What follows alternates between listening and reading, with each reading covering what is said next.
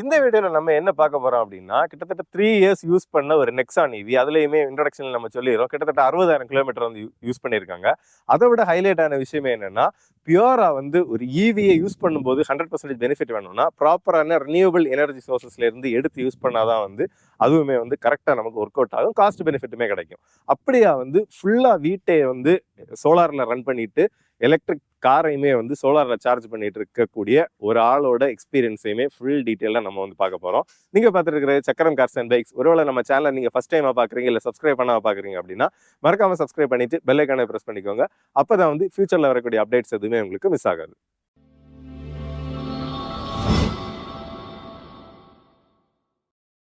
So இனி வந்து Nexon EV கிட்டத்தட்ட 3 இயர்ஸ் 60,000 கிலோமீட்டர்ஸ் கிட்ட, எக்ஸாக்டா வந்து 58,750 கிலோமீட்டர்ஸ் வந்து ஓட்டியிருக்காங்க. ஸோ நல்ல யூசேஜ் தான். தரவுலேயே வந்து நீங்க போட்ட காஸ்ட் வந்து ஆல்மோஸ்ட் எடுத்துருப்பீங்க. ஸோ நமக்கு அதுல டவுட் இல்லை. இப்போ இதுல வந்து உங்களுக்கு ப்ராமிஸ்ட் ரேஞ்ச் வந்து அந்த டைம் இந்த மாடலோடது வந்து 315 கிலோமீட்டர். நமக்கு ரியல் டைம் ரேஞ்ச் வந்து என்ன லெவலில் கிடைக்குது, என்ன மாதிரி யூசேஜ்ல வண்டி ரன் ஆகிட்டு இருக்குது, என்ன மாதிரி கிடைக்குது நமக்கு? எனக்கு வந்து மந்த்லி வந்து 2000 கிலோமீட்டர் கன்ஃபார்மாக ஓடிடும். மினிமம் ஓடிடும். ஒரு 60 to 70 அந்த கிலோமீட்டர் ஸ்பீடில் போகும். ஓகே. அப்புறம் ஒரு 220 to 250 எதிர்பார்க்கலாம் மேக்ஸிமம். 250. இதே இது கிலோமீட்டர் நம்ம அதிகமாக ஸ்பீடு பண்ணோம்னா ரேஞ்ச் கம்மியாகும். நல்ல ட்ராப் ஆகுமா? நல்ல ட்ராப்னு அப்படி கிடையாது. ஒரு 200 கிடைக்கும். 200 நம்ம கேரண்டியா எடுக்கலாம். ஓகே. கொஞ்சம் ஆவரேஜா நம்ம ஓட்டனால ஒரு 90-100 ரஃப் அண்ட் டப்பா ஓட்னா 175.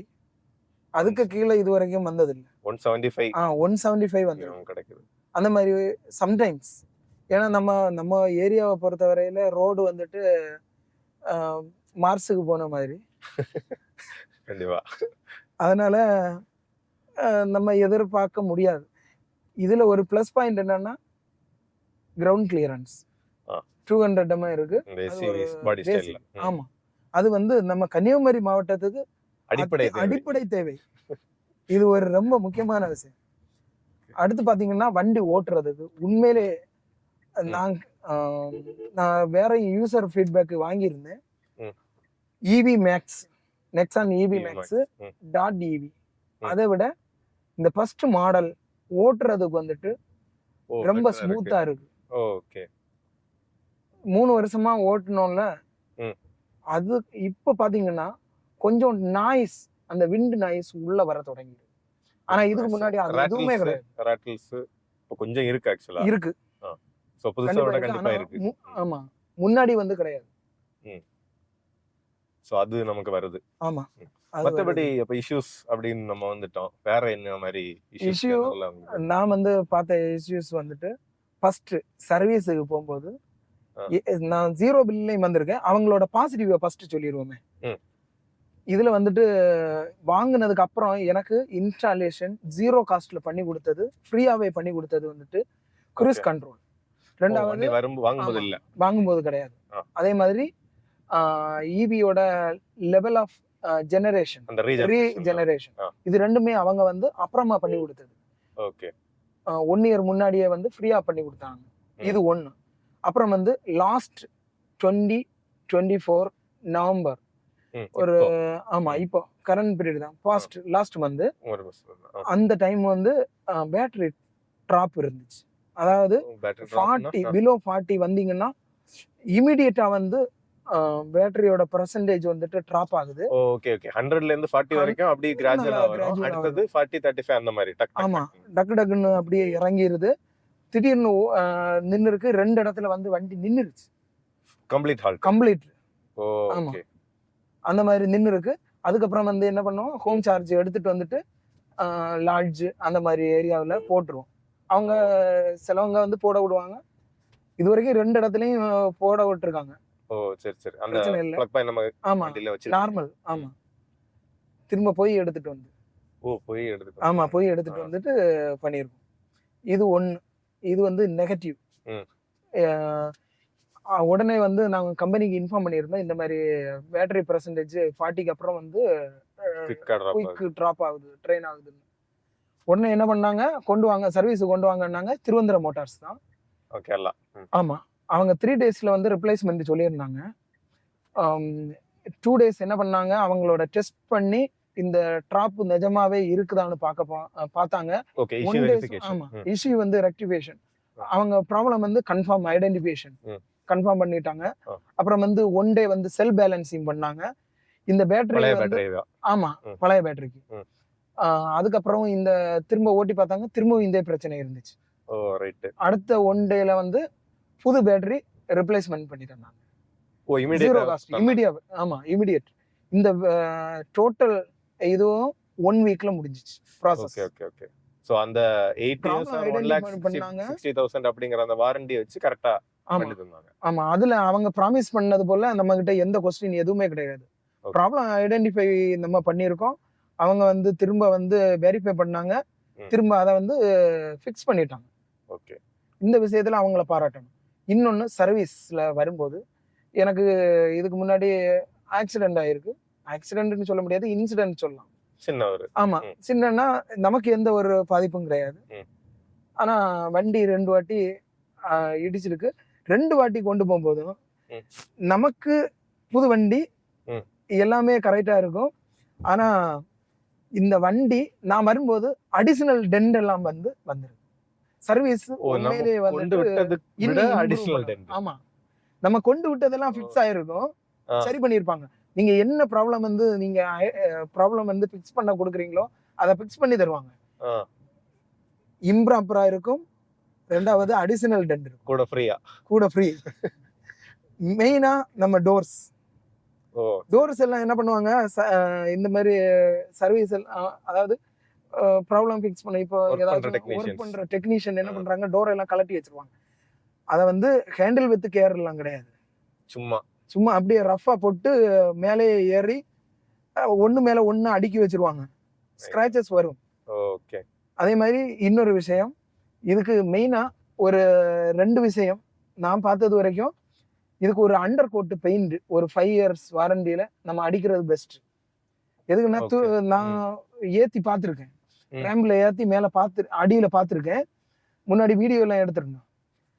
இதுல என்ன நடக்குதுன்னா, அடி எல்லாம் வந்து அந்த கருத்து ஒரு ரொம்ப ரஸ்டியா இருக்கும். அது வந்து ஒரு அண்டர் கோட் அடிச்சா எனக்கு பெட்டர்னு பட்டது, இது என்னோட பர்சனல் சஜஷன். அப்புறம் வந்து ஒரு செராமிக் கோட்டிங், அதுவும் ஒரு 5 இயர்ஸ் வாரண்டி பீரியட்ல நம்ம அடிச்சு விட்டோம்னா எவரி 6 மந்த் வந்து ஒரு கிளாசி லுக்ல அவங்க வந்து ஃபினிஷிங் பளபளன்னு இருக்கும். அது நல்லது. இதுதான் மெயினா வந்து இந்த பேட்டரி ப்ராப்ளம் இருந்திருக்கு. ஓகே, மத்தபடி ஏதாவது எலக்ட்ரிக்கல் இஷ்யூஸ் அந்த டச் ஸ்கிரீன்ல இந்த மாதிரி வந்துச்சு? ஏன்னா அதுவும் டாட்டால ஜெனரலா எங்க பார்த்தாலும் வரக்கூடிய ஒரு பிரச்சனை. இன்ஸ்ட்ருமெண்ட் கிளாஸ் ஒர்க் ஆகல, டச் ஸ்கிரீன் ஒர்க் ஆகல, அந்த மாதிரி. இதுல வந்து 1-2 டைம்ல வந்து சார்ஜ் வந்துட்டு அன்பிளக் பண்ண முடியாம இருந்திருக்கு. அதுக்கு என்ன பண்ணிருக்கோம்னா, ஆமா, என்ன பண்ணிருக்கோம்னா திரும்ப வந்துட்டு அதுவும் ஒரு இஷ்யூ வந்து ஃப்ரீயாவே ரெக்டிஃபை பண்ணி கொடுத்துருந்தாங்க. ஃபர்ஸ்ட் வந்து அந்த சார்ஜிங்க்கு வந்துட்டு என்க்ளோசர் கிடையாது. அதாவது நம்ம அதோட எஸ்ஓவியை வந்துட்டு மேனுவலா வந்து ட்ரிகர் பண்ற பாயிண்ட் எல்லாம் வந்து தெரியுற மாதிரியே இருந்து, அது இன்டர்னலி உள்ளதான் இருக்கும். இருந்தாலும் அது இந்த நம்ம ரன் பண்ணும்போது மழை டைம்ல எல்லாம் பாத்தீங்கன்னா களி எல்லாம் வந்து அடிச்சு ஸ்டக் ஆகுறதுக்கு சான்ஸ் இருந்து, அதையும் வந்து இமீடியட்டா வந்துட்டு அவங்க பார்த்துருந்தாங்க, அதை வந்து கிளியர் பண்ணி கொடுத்துருந்தாங்க. அதாவது அதுக்கு ஒரு என்க்ளோசர், புதுசாவே ஒரு என்க்ளோசர் போட்டு கொடுத்துருந்தாங்க. அதுக்கப்புறம் அந்த பிரச்சனை இல்லை.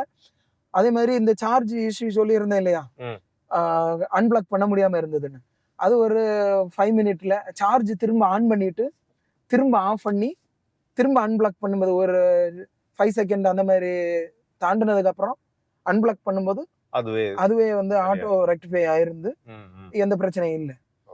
அப்புறம் வந்து எலக்ட்ரிக் இஷ்யூன்னு பாத்தீங்கன்னா சம்டைம் வந்து அது ஹேங் ஆகுதுதான். 1-2 இன்ஃபோ டைம் கிடையாது, அது கிடையாது. கிளஸ்டர்ல வந்துட்டு ஏதாச்சும் ஒரு வார்னிங் சைனேஜ்ல வந்துட்டு மூவ் பண்ணாம எதுவுமே, அதாவது வண்டி டோட்டலி சிஸ்டம் ஃப்ரீஸ், நம்ம எதுவுமே பண்ண முடியாது. ஓகே. வண்டியை மூவ் பண்ண முடியாம எல்லாம் 1-2 வாட்டி இருக்கு. அதை ஐடென்டிஃபை பண்ணி சரி பண்ணலாமேன்னு திரும்ப ஆஃப் பண்ணிட்டு திரும்ப 2-3 வாட்டி ட்ரை பண்ணும்போது அதுவே ஆட்டோமேட்டிக்கா வேனிஷ் ஆயிடும். கிட்டத்தட்ட அப்பதான் அப்படி சிஸ்டம் ரீபூட் ஆமா ஆகும்போது ரீபூட் ஆயிருது. அதுவே வந்துட்டு டயக்னோஸ் பண்ணிடுது. ஓகே. அந்த ஒரு நல்ல விஷயம் இருக்குது. ஆனா அது வந்துட்டு வரக்கூடாது. கூடாது. அதேதான். ஏன்னா எங்கேயுமே இப்போ நம்ம யாராவது ஒரு ஆள் நெக்ஸான் நார்மல் நெக்ஸானா இருக்கட்டும், ஈவியா இருக்கட்டும், எல்லாருமே பில்டு குவாலிட்டி அப்படி எல்லா விஷயங்கள்லயும் பாத்தீங்கன்னா வண்டி ஓட்டுறதுக்கு நல்லா இருக்கு. நீங்களே சொல்றீங்க. சஸ்பென்ஷன் குவாலிட்டி நல்லா தான் சஸ்பென்ஷன் நல்லா இருக்கு. நல்லா இருக்கு டாட்டால. சோ இப்படி நிறைய பாசிட்டிவ்ஸ் இருந்தாலும் ஒரு ஆளுக்கு சரி நீங்க டாடா நெக்ஸான் எடுக்கலாம்னு சொன்னாலும் ஒரு கண்டிஷன் நான் சொல்லுவேன்.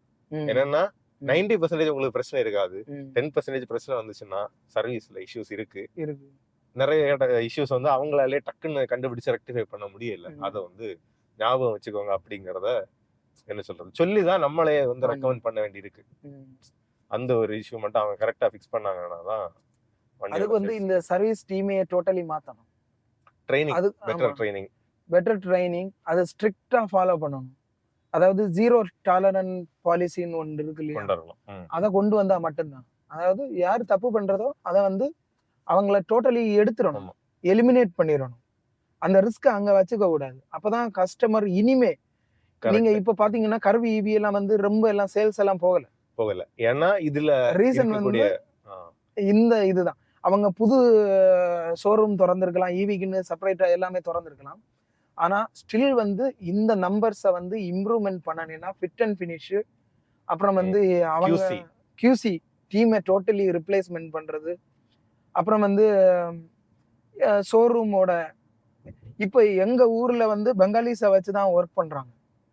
அவங்க எப்படி ஒர்க்கிங் ஸ்டைல பாத்தீங்கன்னாலே கடுப்பாயிரும். இங்க திருவனந்தபுரம்ல ஆமா, திருவனந்தபுரத்துல ஃபுல்லாவே பெங்காலிஸ். சரி. அவங்களுக்கு வந்து ப்ராப்பரான ட்ரைனிங் கிடையாது, கன்ஃபார்மா கிடையாது. சூப்பர்வைசர் வந்து அதை மானிட்டர் பண்றது கிடையாது. ஓகே, டக்குன்னு ஒரு லேபர் மாதிரி தான் அவங்க எடுத்து போடுறாங்களே தவிர ப்ராப்பரா ஒரு டெக்னீஷியன் லெவல் ட்ரைனிங் நான் பார்த்தது வரைக்கும் கிடையாது. ஏன் அப்படி சொல்றேன்னா, இந்த லாஸ்ட் வந்து லெஃப்ட் இண்டிகேட்டர் ரேர்ல வந்து இடிச்சு உடஞ்சிருந்து அதை மாத்துறதுக்கு வந்துட்டு போகும்போது அதுல பெயிண்ட் பண்ணியிருந்தாங்க. அந்த பெயிண்ட் பக்கத்துல இருக்கிறதுக்கெல்லாம் பட்டுருது. நான் பெயிண்ட் அதுல வந்து பாத்தீங்கன்னா அந்த இண்டிகேட்டர் இடிச்சு அந்த உடஞ்சிருந்து இல்லையா, அந்த இடத்துக்கு பெயிண்ட் பண்றதுக்கு தான் விட்டது. ஆனா அவங்க அடிஷனலா வேற இடம் எல்லாம் பெயிண்ட் பண்ணி வச்சிருந்தாங்க. சரி. ஏன்னா இந்த விஷயங்கள் எல்லாம் வெளியே ஒரு கராஜ்ல கொடுத்து பண்ணா கூட பயங்கர நல்லா இருக்கும். பண்ணதுக்கு நிறைய ஆள் இருக்குது. அதே இது அது மட்டும் இல்ல, இன்னொரு வாட்டி வந்து இது ஒரு இன்சிடென்ட் ஆயிருந்து. பேக் கம்ப்ளீட்லி மாத்தணும், டிக்கி டோட்டலி மாத்தணும். மாத்திட்டு எனக்கு வண்டி கையில கிடைக்கிறதுக்கு 4 மாசம், 4 மந்த். அப்ப அவங்களோட சர்வீஸ், அவங்களோட வேர் ஹவுஸ், ஒரு பொருள் என்னோட இன்சூரன்ஸ் வந்து கிளியர் பண்ணி கொடுத்தது 15 days. ஆனா அதுக்கப்புறம் 3.5 மாசம் அவங்க என்ன வேலை பார்த்திருந்தாங்க. இல்ல அப்படி என்னதான் இருந்திருந்தாலும் அவங்களுக்கு ஆல் இந்தியா ஷிப் ஆகணும்னாலும் 1 வீக்ல வருமே. அதுதான் சொல்றேன், சர்வீஸ் பிரச்சனை என்னோடதா இருக்கட்டும், நான் சரி பண்ணியிருக்கேன், நான் பே பண்றேன், பே மாஸ்டர் நான் தான். ஆனா நான் பே பண்ணாலும் அவங்களால பண்ண முடியல. என்னோட டைம். ஆமா, இல்லைன்னா வேற வண்டி அந்த நேரத்துக்கு ஓட்டுறதுக்கு கொடுக்கல. நீங்க இது மட்டும் தான் வண்டி வச்சிருக்கீங்க? ஆமா, பிரைமரி வண்டியா இந்த வண்டியை மட்டும்தான் வச்சிருக்கேன். அது ஒரு பிரச்சனை. பிரைமரி வண்டி வச்சிருக்கிறவங்களுக்கு வேற வண்டியை நீங்க தந்திருக்கலாம். இல்லைன்னா அவங்க எவ்வளவு குயிக்கா வந்துட்டு பண்ணி கொடுக்க முடியுமோ அதை பண்ணி கொடுத்துருக்கலாம். அவங்களுக்கு வண்டி அதிகம், கம்ப்ளைண்ட் வண்டி அதிகம், சேல்ஸ் பண்றாங்க, அது வந்து ஃபேக்டரி. ஆனா அவங்களால வந்துட்டு சமாளிக்க முடியல. ஷோரூம்ஸ்ல வந்துட்டு இந்த சர்வீஸ் டிபார்ட்மெண்ட் சமாளிக்க முடியல. அதனால இந்த மாதிரி பண்றாங்க. ட்ரைனிங் இல்லாத ஆளை வச்சு சர்வீஸ் பண்ணிட்டு இருக்காங்க, அது தப்பு. அடுத்ததா சார் என்ன கொஸ்டின்னா, இப்போ வாரண்டியில உங்களுக்கு பேட்டரியை வந்து ஃப்ரெஷ்ஷாவே மாத்தி கொடுத்துருக்காங்க. அதுக்கு நமக்கு ப்ரூஃப் எல்லாமே இருக்கு, நம்ம 0 காஸ்ட்ல பண்ணிருக்கோம். ஆமா. இப்போ புதுசா போட்டிருக்கிற பேட்டரிக்கு ஏர்லியர் இருந்த அந்த சர்வீஸ் அதாவது வாரண்டி பீரியட் தான் 8 years 1,60,000 ஏதோ, அதுதான் அப்ளிகபிளா இல்ல இப்போல இருந்து 8 years வருதா? இல்ல, அந்த முன்னாடி இருந்த அதே தான். 8 yearsக்குள்ள பேட்டரியோ மோட்டரோ என்ன பிரச்சனையா இருந்தாலும் அவங்க ரிப்ளேஸ் பண்றது, எய்தர் சர்வீஸ் பண்ணி தருவாங்க. ஆனா பேட்டரி மாத்ததுனால திருப்பி ஒரு பீரியட் ஸ்டார்ட் ஆகாது. திரும்ப சைக்கிள் கூடாது. சரி சரி. அதாவது நம்ம புதுசு மாத்துனதுல இருந்து கவுண்ட் ஆகாது. கொண்டு அவங்க அன்னைக்கு கன்சிடர் வாங்குற பண்றது டேட்ல இருந்தா வாங்குன டேட், பில்லிங் பில்லிங் டேட்ல இருந்து அவங்களுக்கு கணக்கு. அந்த மாதிரி தான் போகுது. அதே மாதிரி இன்னொரு விஷயம் சொல்லணும்னு ஆசைப்படுறேன். ம். நான் வந்து பிரீசா, ஹெக்டர், ஆடி எல்லாமே ஓட்டியிருக்கேன். ம். ஆனா இதை ஓட்டிட்டு அது ஓட்டும்போது நமக்கு வந்து ஃபீல் அது ஓட்டணும்னே தோண மாட்டேங்குது. ஓ சரி சரி சரி. அந்த ஒரு 60,000 ஆமா. கிலோமீட்டர் நம்ம ஏன்னா இது ஒரு வச்சு ஆட்டோ. ஓட்டியிருக்கோம். ஆமா, ஆட்டோ. ஆட்டோமேட்டிக் மட்டும் இல்ல, அந்த சைலன்ஸ், ஆமா, சைலன்ஸ். அந்த கம்ஃபர்ட்ல. ஆடி ஆடி நல்லா தான் இருக்கு. சாரி, நான் ஆமா, எந்த ஆடி. பிராண்டையும் பேஷ் பண்றது இல்ல. நமக்கு நம்ம ஃபீட்பேக் அது. ஆமா, நம்மளோட ஃப்ராங்கான ஃபீட்பேக். நமக்கு ஃபீல் ஆகுறத நம்ம ஆமா. சொல்றோம். அவ்வளவுதான். ஓகே. ஆடி வந்து ரேஸுக்கு நல்லா இருக்கும். ஆனா ஸ்டில் வந்து இது எனக்கு ஃபீல் பெட்டரா படுது. சரி, இதுல லாங் எங்கேயாவது போயிருக்கீங்களா? ஆமா, கொல்லம் கொல்லம் எல்லாம் நம்ம போயிருக்கேன். கிட்டத்தட்ட 200 கிலோமீட்டர்ஸ் ஆமா, 200 கிலோமீட்டர். நடுவுல வந்து லுலுல, திருவனந்தபுரம் லுலுல வந்து சார்ஜ் சார்ஜ் பண்ணிக்குவோம். பண்ணலாம். அதுக்கப்புறம் வந்து என்ன பண்ணுவோம்னா, கொல்லம் அங்க போனதுக்கு அப்புறம் வந்துட்டு நம்ம வந்து ரேஞ்ச் பேனிக்ல ஓட்டுறதெல்லாம் கிடையாது. ஓ, கொஞ்சம் ப்ராப்பரா சார்ஜ் பண்ணி. ப்ராப்பர் இது இது இவ்வளவு சார்ஜ் இருக்கா, சார்ஜிங் ஸ்டேஷன் பார்த்தோமா, ஒரு 40 அந்த மாதிரி எல்லாம் வந்தா சார்ஜ் போட்டுக்கும். ஓகே. சோ அந்த கால்குலேஷன்ஸ் ஆமா, பண்ணி தான். திருவனந்தபுரத்துல ஒரு சார்ஜ் இருக்கு, லுலுல இருக்கு. அங்க சார்ஜ் போட்டோம். இப்போ வீட்டுல இருந்து வண்டி எடுத்தோம்னா கொல்லத்துக்கு போறதுக்கு வேற போதும். எங்கேயுமே சார்ஜ் தேவை. போடணும். கொல்லத்துல போய் போட்டா போதும். ஆமா.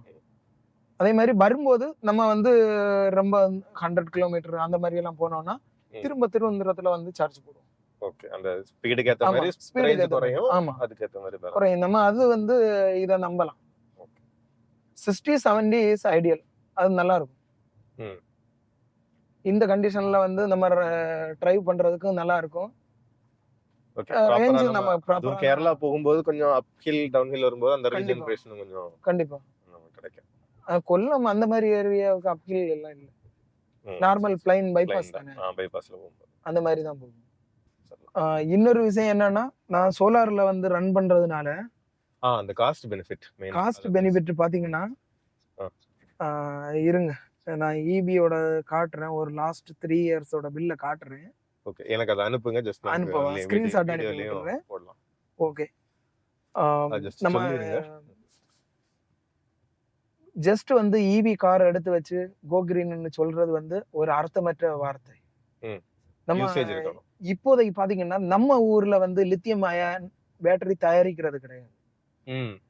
வெளியே இருந்து தான் நம்ம இம்போர்ட் பண்றோம். அதனால இந்த பொல்யூஷன் கண்ட்ரோல் எல்லாம் வேற ஒரு கண்ட்ரிக்கு தான் போகும், நம்ம ஊருக்கு கிடையாது. அதனால நம்ம அதை பற்றி கவலைப்பட வேண்டிய தேவையில்லை. ரேஞ்ச் பேனிக் இல்லாம லாங் ரேஞ்சில் வண்டி எடுத்தா நமக்கு பெட்ரோலை விட லாபமானு கேட்டா லாபம் தான். கண்டிப்பா லாபம் தான். ஆனா அதை எப்படி நம்ம ஜஸ்ட் வந்து இந்த கோலை எரிச்சு எலக்ட்ரிசிட்டி போர்டுல இருந்து இம்போர்ட் பண்ணி அந்த சார்ஜ் பண்ணக்கூடாது. தெர்மல்லையோ, ஆமா, தெர்மல் அந்த மாதிரி நீங்க ஓனா ஒரு சோலார் அந்த மாதிரி ஒரு நெட் மீட்டரிங் போட்டு 3 கிலோவாட் மினிமம், 5 கிலோவாட் மேக்சிமம். இது வந்து ஐடியல் ஃபார் இப்ப இருக்கிற கரண்ட் ஜெனரேஷன் ஈவிஸ். அதாவது இன்க்ளூடிங் வந்து இசட்எஸ் ஈவி எதுனாலும் லாங் ரேஞ்ச், அதாவது பிலோ 500க்குள்ள ரேஞ்சுக்குள்ள எந்த ஒரு ஈவிக்கும் 5 கிலோவாட் மினிமம். சரி, டாடா நெக்ஸானுக்கு 3 கிலோவாட் போதும். 3 to 5 அது அவங்களோட ஓட்டம். நம்ம வந்து வண்டி எவ்வளவு ஓட்டுறோமோ அதை பொறுத்து. அதுக்கு மேல நம்ம பாக்குறோம்னா 5 கிலோவாட்டுக்கு மேல 10 கிலோவாட், 9 கிலோவாட், 9.5 கிலோவாட் வரைக்கும் போடலாம். அப்படி போட்டா மட்டும்தான் சப்சிடி கிடைக்கும். இப்ப யாரெல்லாம் வந்து சோலார் போடலாம் அப்படின்னதையும் இதுலயே சொல்லிடுறேன். யாருக்கெல்லாம் வந்து 2000 ரூபாய்க்கு மேல பில்லு வருதோ அவங்க மட்டும்தான் சோலார் போகணும், நெட் மீட்டரிங் போகணும். ஆமா, பெனிஃபிட் அடையணும்னா 2000க்கு மேலதான். அதுக்கு கீழே போடுறவங்களுக்கு ஒரே ஒரு பெனிஃபிட் தான் இருக்கு. அவங்க வந்து பெனிஃபிட்னு சொல்ல முடியாது. அவங்க என்ன பண்ணலாம்னா ஆஃப் கிரிட் போட்டு போகலாம். ஆஃப் கிரிட் போடுறது நல்லது. ஏன்னா அவங்களுக்கு பவர் கட்டு பிரச்சனை இருக்காது. அதனால அவங்க வந்து பவர் கட்டு பிரச்சனை இருக்கு, அதை சார்ட் அவுட் பண்ணணும்னா இந்த ஒரு ஆப்ஷன் தான் இருக்கு. ஆஃப் கிரிட் பேசிக்கா போட்டா போதும். அப்போ இபி பில்லும் கம்மி பண்ண முடியும். நம்ம அதை ரெண்டும் பேலன்ஸா தான் கொண்டு போகணும். இபி பில்லு நான் வந்து உங்களுக்கு காமிக்கிறேன். ரொம்ப கம்மியா தான் இருக்கும். இந்த மாசம் எனக்கு வந்து 3000 வந்திருக்கு. பில் ஆமா, ஏன்னா இந்த மாசம் ஓட்டை இருந்து ஏசியும் மழை வேற இருந்துச்சு. அந்த டைம் இபில இருந்து தான் நம்ம இம்போர்ட் பண்ணிருக்கோம். ஆமா, இன்னொன்னு அந்த அளவு வெயில் இல்ல இந்த மாசம் நமக்கு. ஆமா, மோஸ்ட்லி கிளவுடி. அதான் நீங்க சோலார் போட்டீங்கன்னா இதுதான். நீங்க ஒரு கார் வச்சிருக்கீங்கனாலே கண்டிப்பா நெட் மீட்டரிங் போடணும். அதுதான் உங்களுக்கு லாபம். ஆப்ஷன் இவ்வளவுதான். டாடா நெக்ஸான் இவி இப்ப இருக்க ஜெனரேஷன் ஒரு 50 கிலோவாட் இருக்குமா பேட்டரி. இப்ப இருக்கிற ஜெனரேஷன் அதுதான் 50, 55 அந்த மாதிரி தான் இருக்கும். அவங்களுக்குள்ள சார்ஜிங் ஐடியல் வந்துட்டு 5 கிலோவாட், இந்த ரேஞ்சில் 3 to 5 கிலோவாட் போதும், கரெக்டா இருக்கும். அதுக்கு மேல போனீங்கன்னா நீங்க ஸ்ட்ரைட் வே 9.5 கிலோவாட் போடுங்க. நீங்க 10 கிலோவாட்டுக்கு மேல போனாலே உங்களுக்கு எதுவுமே கிடையாது, சப்சிடியே கிடையாது. காஸ்ட் ரொம்ப ரேஞ்ச். ஆமா, உங்களுக்கு ஓவர் காஸ்டா போயிடும். இப்போ பாத்தீங்கன்னா மஹேந்திராவில் வந்து 2 வண்டி விட்டுருக்காங்க. 79 கிலோவாட் பேட்டரி இருக்கு. அதுக்கு வந்துட்டு நீங்க 9.5 கிலோவாட் நீங்க போகலாம் இல்லையா? அதையும் பேலன்ஸ் பண்ணலாம். 5 கிலோவாட் போட்டு நீங்க பேலன்ஸ் பண்ணலாம். ஆனா நீங்க மாசத்துக்கு ஒரு 10 சார்ஜ் போடுறவங்களா இருந்தா, அதுக்கு மேல போடுறவங்க வந்து நீங்க கொஞ்சம் கூடயே போடுறது பெட்டர். ஏன்னா நீங்க இதுவும் யூஸ் பண்றீங்க, வீட்டுக்கும் யூஸ் பண்றீங்க. 79 கிலோவாட் வரும்போது ஒரு சார்ஜுக்கு ரொம்ப ஜாஸ்தி, நிறைய யூனிட்ஸ் போகும். நீங்க இவில இருந்து சார்ஜ் பண்றது இதுவும் ஒண்ணா இருக்கும். காசு ஒண்ணா இருக்கும். அதனால பெட்டர் வந்து நம்ம யூசேஜ் பொறுத்து பிளான் பண்ணிக்கலாம். சோ இப்போ லாஸ்டா நம்ம பார்க்க வேண்டிய ஒரு விஷயம் என்ன அப்படின்னா, ஈவி வந்து யார் வாங்கலாம், யார் வாங்க கூடாது? என்னோட பார்வையில ஈவி வாங்குறது இந்த நெக்ஸான் ஈவி 150 கிலோமீட்டர் ரேஞ்சுக்குள்ள சரௌண்டிங்ல போயிட்டு வர்றவங்க, அப் அண்ட் டவுன் இருக்கிற மாதிரி இருந்தா யார் வேணும்னாலும் வாங்கலாம். அது ஹில்லா இருக்கலாம், இல்ல வந்து நார்மல் ஏரியாவா இருந்து நார்மல் இந்த சிட்டி யூசேஜ், வில்லேஜ் யூசேஜ் அந்த மாதிரி எதுவுமே பார்க்க வேண்டாம்.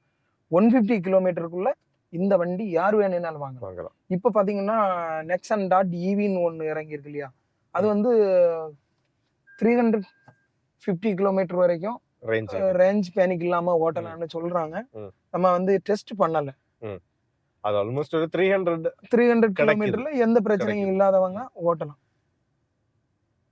அதே மாதிரி இப்ப புதுசா அடுத்த ஜெனரேஷன் மகேந்திரால வந்து போட்டிருக்காங்க. மகேந்திரால வந்து 500 கிலோமீட்டர் ரியல் டைம்னு சொல்றாங்க. பாப்போம், வரும்போது டெஸ்ட் டிரைவ் பண்ணி பாப்போம் எப்படி இருக்குன்னு. அடுத்த பிளான் இருக்கு வாங்குற மாதிரி. ஓகே, அப்டேட் பண்றது. இந்த வண்டி கொடுத்து வாங்குறது மாதிரி கிடையாது. இன்னொன்னு வந்து அடிஷனலா வைக்கிறது. முன்னாடி வந்து எங்கிட்ட ஐசி என்ஜின் வச்சிருந்தேன், குவிட் வச்சிருந்தேன். அது வச்சிருந்து இதுவும் வைக்கும்போது அது யூஸே ஆகல, அதனால அதை சேல்ஸ் பண்ணிட்டேன். ஆனா லாங் பிளேஸுக்கு போகும்போது இது பெட்டர். ஓகே, அப்போ உங்களுக்கும் ஒரு மிகப்பெரிய தேங்க்ஸ். நன்றி. என்னன்னா பார்த்துட்டு இருக்கவங்களும் இந்த நெக்ஸான் ஓனர்ஷிப் வீடியோ தான் நிறைய பேர் பார்த்துருப்பீங்க. ஃபர்ஸ்ட் பார்ட்டு பார்க்கலன்னா கண்டிப்பா வந்து அந்த ஃபர்ஸ்ட் பார்ட்டோட லிங்குமே வந்து நமக்கு டிஸ்கிரிப்ஷன்ல இருக்கும், அதையும் வந்து பாருங்க. அதுல தான் வந்து டீட்டெயில்டா வந்து அந்த சோலார் இதோட செட்டப் அவங்க பண்ணி இருக்கிறது, என்னென்ன காஸ்ட் ஆகுது எல்லாமே வந்து கிளியரா எக்ஸ்பிளைன் பண்ணியிருக்காங்க. கூடவே வந்து எவ்வளவு தூரத்துக்கு நம்ம விஷயங்கள் கவனிச்சு சேஃபா பண்ணணும் அப்படிங்கிறத வந்து எக்ஸ்பிளைன் பண்ணியிருக்கோம். ஸோ அதையுமே வந்து மிஸ் பண்ணாம பாருங்க. ஸோ மறுபடியும் எங்கள் சக்கரம் வியூவர்ஸ் எல்லாரும் சார்பாகவும் இவ்வளோ நேரம் எங்களுக்கு டைம் ஸ்பெண்ட் பண்ணி டீட்டெயில்டாக விஷயங்களை சொல்லி தந்ததுக்கு உங்களுக்கு ஒரு மிகப்பெரிய நன்றி. ஸோ மக்கள் பார்த்துட்டு இருக்கவங்களும் யாராவது சப்ஸ்கிரைப் பண்ணாமல் சேனலில் பார்க்குறீங்கன்னா மறக்காமல் சப்ஸ்கிரைப் பண்ணிட்டு பெல் ஐக்கானை ப்ரெஸ் பண்ணிக்கோங்க. அப்போ தான் வந்து ஃபியூச்சர் அப்டேட்ஸ் எதுவுமே உங்களுக்கு மிஸ் ஆகாது. இந்த மாதிரி ஓனர்ஷிப் ரிவ்யூ வேற யாராவது கொடுக்க விரும்புறீங்க அப்படின்னாலும் எங்களுக்கு வந்து சேனலோட அந்த வாட்ஸ்அப் நம்பர் இருக்கும், அதில் வந்து ஒரு மெசேஜ் போடுங்க. இந்த ஈவியோட அந்த ஓவரால் அந்த சோலார் செட்டப் பற்றின ஏதாவது டவுட்ஸ் இருந்தாலும் சாரோட நம்பரும் வந்து உங்களுக்கு டிஸ்கிரிப்ஷனில் இருக்கும். அவங்களுக்குமே வந்து வாட்ஸ்அப்பில் மெசேஜ் பண்ணுங்கள். அவங்க வந்து உங்களுக்கு அதுக்கான அந்த டீட்டெயில்ஸை வந்து கொடுத்து உங்களுக்கு சப்போர்ட் பண்ணுவாங்க.